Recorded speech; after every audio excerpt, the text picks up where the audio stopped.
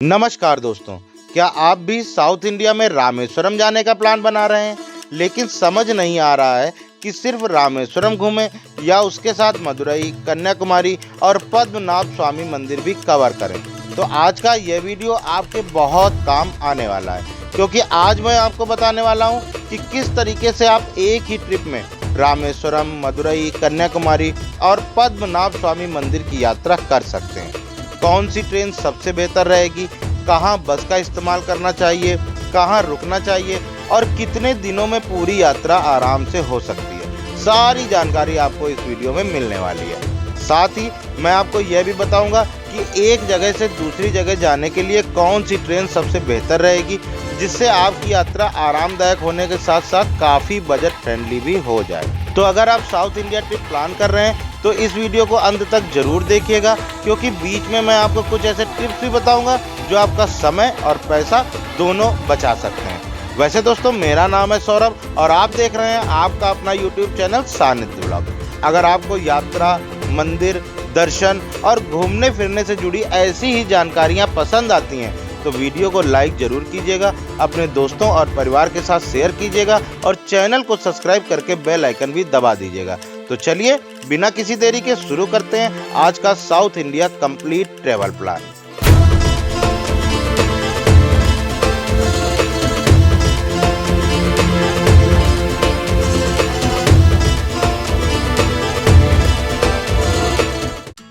दोस्तों, इस वीडियो को बनाने का विचार मुझे मेरे एक सब्सक्राइबर के कमेंट से आया।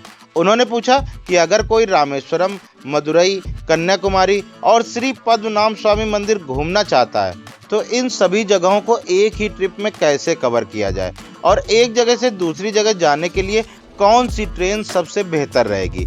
तो चलिए आज मैं आपको पूरा प्रैक्टिकल रूट बताता हूँ। सबसे पहले अगर आप उत्तर भारत से आ रहे हैं तो मेरी सलाह रहेगी कि सबसे पहले मदुरई पहुंचिए। मदुरई इस पूरी यात्रा का सबसे अच्छा स्टार्टिंग पॉइंट है, क्योंकि यहाँ से रामेश्वरम, कन्याकुमारी और बाकी जगहों के लिए बहुत अच्छी कनेक्टिविटी मिल जाती है। अब मदुरई पहुंचने के बाद सबसे पहले रामेश्वरम निकल जाना सही रहेगा। मदुरई से रामेश्वरम जाने के लिए कई ट्रेनें उपलब्ध हैं, लेकिन अगर मुझसे पूछा जाए तो मेरी पहली पसंद है 16343 अमृता एक्सप्रेस।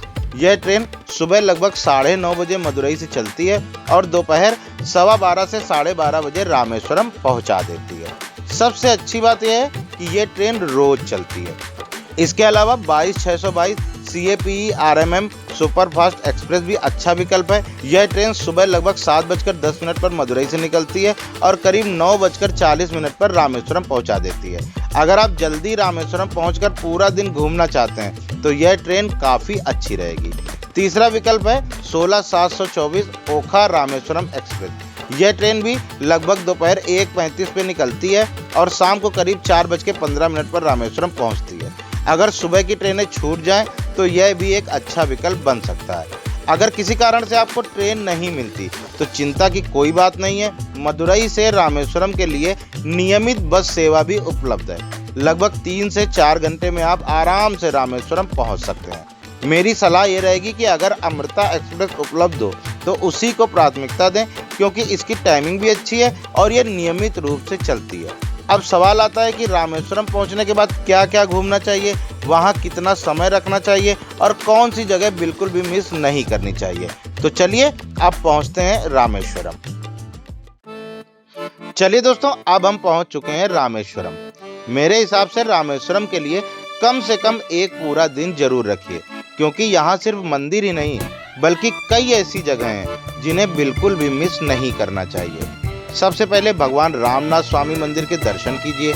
यह भारत के 12 ज्योतिर्लिंगों में से एक है और 4 धाम यात्रा में भी एक माना जाता है। अगर आप धार्मिक दृष्टि से यात्रा कर रहे हैं तो मंदिर परिसर में स्थित 22 पवित्र कुओं का स्नान भी कीजिए। बहुत से श्रद्धालु दर्शन से पहले इन कुओं के जल से स्नान करते हैं। मंदिर दर्शन के बाद अग्नि तीर्थम जाइए, जो मंदिर के बिल्कुल पास स्थित है। इसके बाद मेरी सलाह रहेगी कि धनुषकोटी जरूर जाइए। मेरे हिसाब से पूरी रामेश्वरम यात्रा की सबसे शानदार जगह धनुषकोटी है। धनुषकोटी जाते समय रास्ते में कोठंडराम स्वामी मंदिर, जिसे विभीषण मंदिर कहा जाता है, वहां भी रुकिए।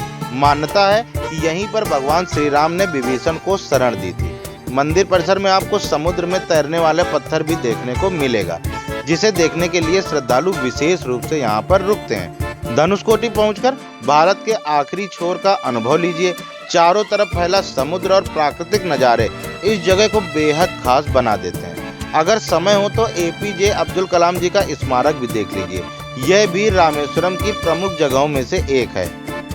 इन सभी जगहों को आराम से घूमने के लिए एक पूरा दिन पर्याप्त है।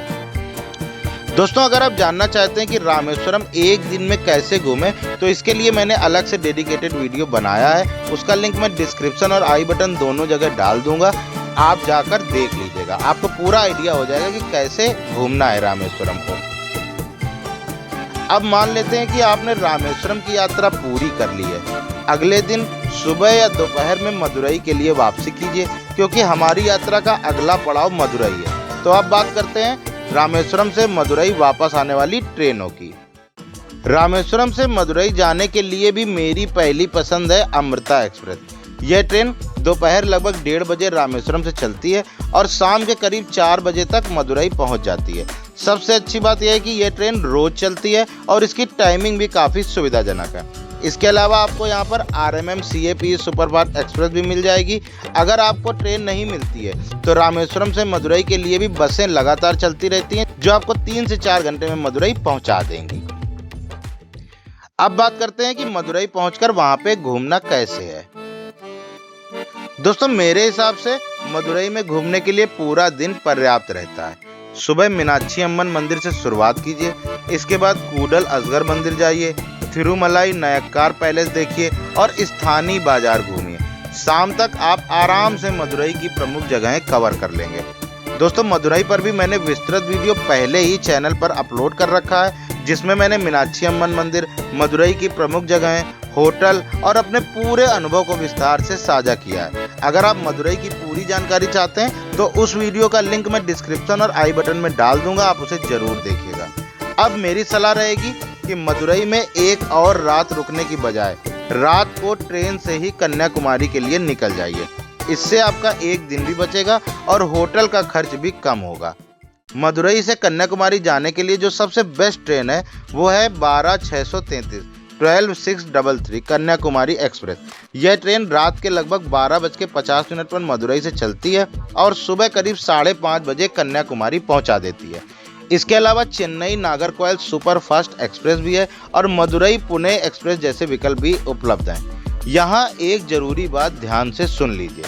इस रूट पर आपको 3 प्रमुख रेलवे स्टेशन देखने को मिलेंगे: कन्याकुमारी, नागरकोइल जंक्शन और नागरकोइल टाउन। तो सबसे पहले मेरी सलाह यह रहेगी कि टिकट बुक करते समय कोशिश कीजिए कि आपको सीधे कन्याकुमारी रेलवे स्टेशन तक जाने वाली ट्रेन मिल जाए। इससे आप सीधे अपने गंतव्य तक पहुंच जाएंगे और आगे की भागदौड़ से बच जाएंगे। अगर कन्याकुमारी तक की टिकट नहीं मिलती तो दूसरी प्राथमिकता नागरकोइल जंक्शन को दीजिए। नागरकोइल जंक्शन कन्याकुमारी से लगभग 15 से 18 किलोमीटर दूर है और स्टेशन के बाहर से ही आपको बसें मिल जाती हैं। मात्र 20 से 30 रुपए के किराए में आप आराम से कन्याकुमारी पहुंच सकते हैं। ऑटो और टैक्सी का विकल्प भी आसानी से यहां पर उपलब्ध रहता है। लेकिन मेरी सलाह रहेगी कि नागरकोइल टाउन का टिकट तभी बुक कीजिए जब बाकी दोनों विकल्प उपलब्ध ना हो, क्योंकि नागरकोइल टाउन स्टेशन से बस स्टैंड थोड़ा दूर पड़ता है और वहां तक पहुंचने के लिए पैदल चलना पड़ सकता है। ऐसे में ज़्यादातर लोगों को ऑटो लेना पड़ता है और कई बार ऑटो वाले 700 से 800 रुपये भी मांग लेते हैं कन्याकुमारी तक जाने के। इसीलिए अगर आपको सीधे कन्याकुमारी की ट्रेन मिल जाए तो सबसे बढ़िया, नहीं तो नागरकोइल जंक्शन का विकल्प चुनिए। यह छोटी सी जानकारी आपकी यात्रा को काफ़ी आसान और किफ़ायती बना सकती है। रात का सफ़र कीजिए, आराम से सोइए और अगली सुबह कन्याकुमारी की खूबसूरत धरती पर उतरिए। अब बात करते हैं कि कन्याकुमारी में क्या क्या घूमना चाहिए और वहाँ कम से कम कितना समय जरूर रुकना चाहिए। कन्याकुमारी की सबसे अच्छी बात यह है कि यहाँ की ज़्यादातर प्रमुख जगहें एक दूसरे के काफ़ी पास हैं।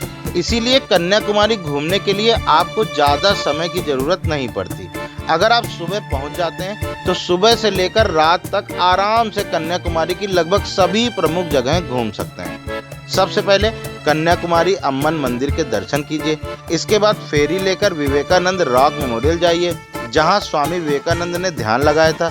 इसके ठीक पास में ही महान कवि और दार्शनिक तिरुवल्लुवर जी की विशाल प्रतिमा भी स्थित है, जिसे कन्याकुमारी की पहचान माना जाता है। इसके बाद गांधी मंडपम देखिए और समुद्र तट के आसपास के शानदार वातावरण का आनंद लीजिए। शाम के समय कन्याकुमारी का सनसेट बिल्कुल भी मिस मत कीजिए। भारत में सबसे सुंदर सूर्यास्त देखने वाली जगहों में कन्याकुमारी का नाम जरूर लिया जाता है। दोस्तों, कन्याकुमारी पर मैंने एक विस्तृत वीडियो पहले ही अपने चैनल पर अपलोड कर रखी है, जिसमें मैंने यहाँ की सभी प्रमुख जगहों, खर्चे और अपने पूरे अनुभव को विस्तार से बताया है। अगर आप कन्याकुमारी की पूरी जानकारी चाहते हैं तो उसका लिंक भी मैं डिस्क्रिप्शन बॉक्स और आई बटन में डाल दूंगा, उस वीडियो को जरूर देखिएगा। मेरी सलाह रहेगी कि कन्याकुमारी में एक रात जरूर रुकिए, शाम को शानदार सनसेट का आनंद लीजिए और अगली सुबह अगर समय हो तो सूर्योदय भी देख लीजिए। इसके बाद हमारी यात्रा का आखिरी और बेहद महत्वपूर्ण पड़ाव बसता है श्री पद्मनाभ स्वामी मंदिर त्रिवेंद्रम। तो अब बात करते हैं कि कन्याकुमारी से त्रिवेंद्रम कैसे पहुंचना है, कौन सा विकल्प सबसे बेहतर रहेगा। कन्याकुमारी से त्रिवेंद्रम की दूरी, जिसे अब तिरुवनंतपुरम भी कहा जाता है, लगभग 90 किलोमीटर है और यह सफ़र लगभग 2 घंटे का रहता है। अगर ट्रेन की बात करें तो मेरी सबसे पहली पसंद है 16302 CAPE पुणे एक्सप्रेस। यह ट्रेन सुबह लगभग 8:40 पर कन्याकुमारी से चलती है और करीब 10:30 बजे तिरुवनंतपुरम सेंट्रल पहुंचा देती है। इसके अलावा 16525 कन्याकुमारी KSR बेंगलुरु एक्सप्रेस भी अच्छा विकल्प है।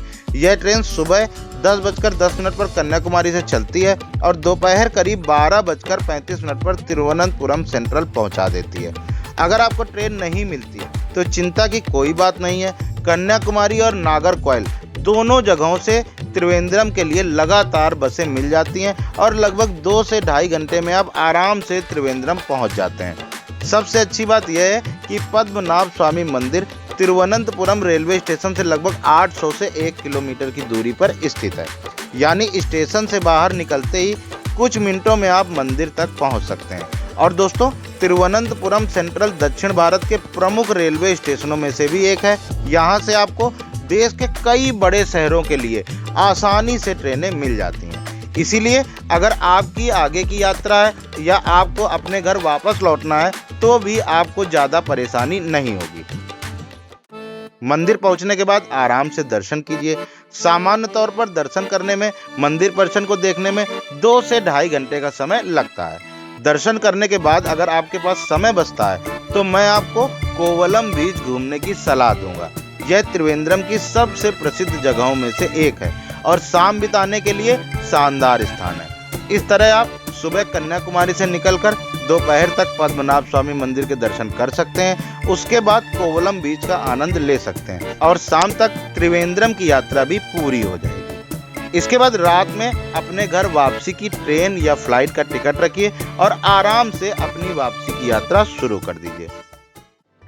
दोस्तों, अब बात करते हैं इस पूरी यात्रा के सबसे महत्वपूर्ण सवाल की। आखिर इस पूरी यात्रा के लिए कितना समय रखना चाहिए?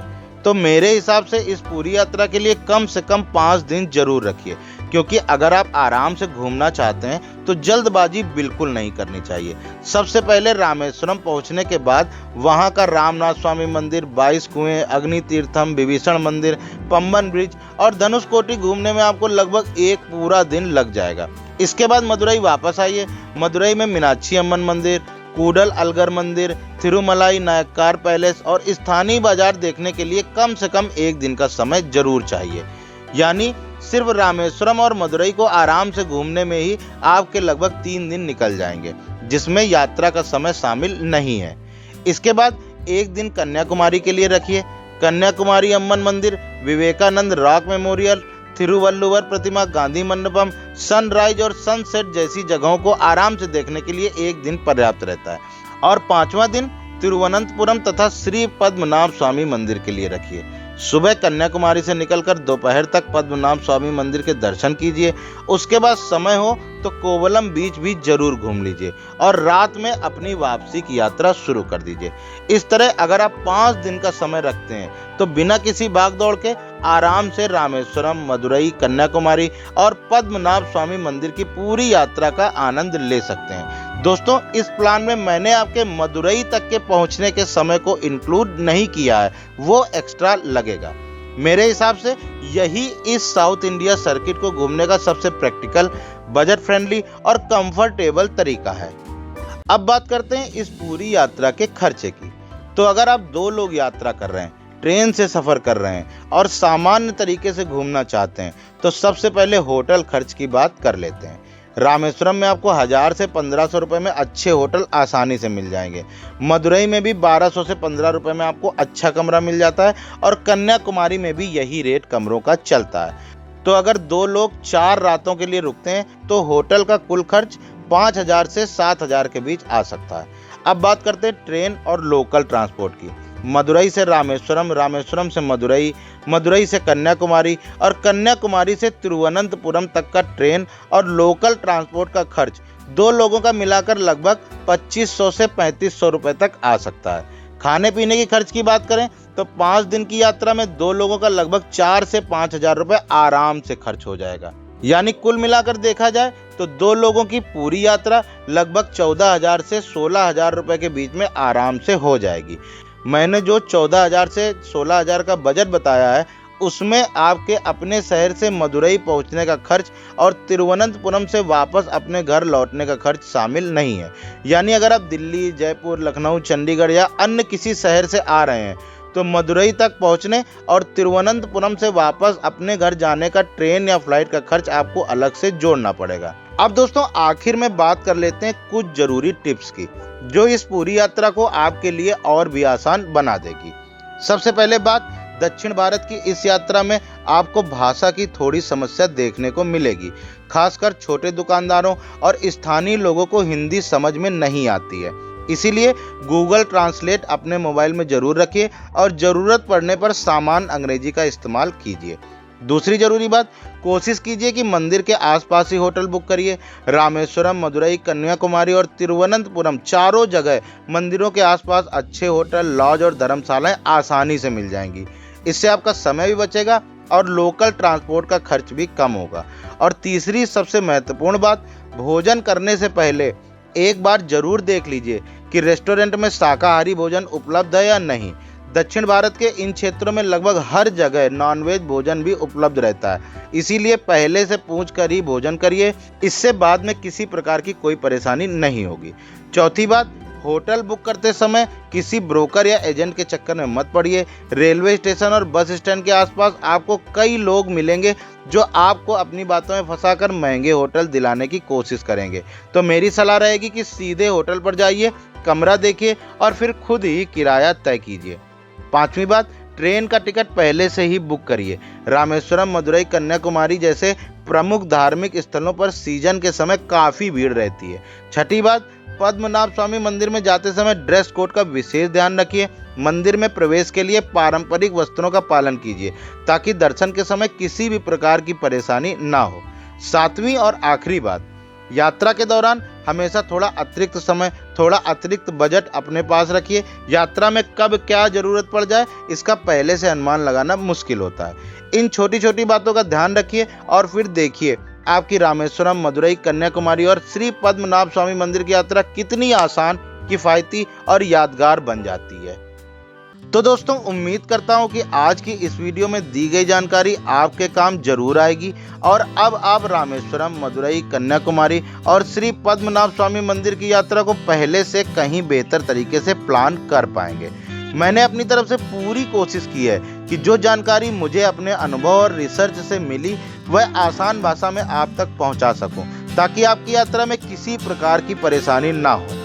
अगर फिर भी आपके मन में कोई सवाल है, किसी ट्रेन को लेकर कोई कंफ्यूजन है या यात्रा से जुड़ा कोई भी प्रश्न है, तो नीचे कमेंट जरूर करिए। मैं आपके कमेंट पढ़ता हूं और जहां तक संभव होता है जवाब देने की पूरी कोशिश भी करता हूं। और दोस्तों, अगर आपको यह वीडियो जरा सा भी उपयोगी लगी हो, अगर आपको लगता है कि इस वीडियो से आपका समय, पैसा या मेहनत बच सकती है, तो वीडियो को लाइक जरूर कर दीजिए।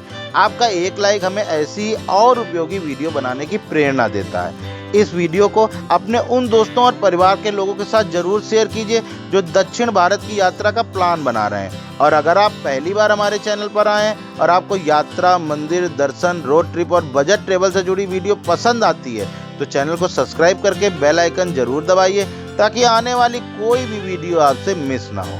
आप लोगों का प्यार, आपका सपोर्ट और आपके कमेंट ही इस चैनल की सबसे बड़ी ताकत है। आप लोग देखते रहिए, प्यार देते रहिए और मैं इसी तरह अपनी यात्राओं के अनुभव और काम की जानकारी आपके साथ साझा करता रहूंगा। फिलहाल इस वीडियो में बस इतना ही। मेरा नाम है सौरभ और आप देख रहे थे सानिध्य ब्लॉग। मिलते हैं बहुत जल्द एक नई यात्रा, एक नई मंजिल और एक नए अनुभव के साथ। तब तक के लिए अपना और अपने परिवार का ख्याल रखिए। जय श्री राम, हर हर महादेव।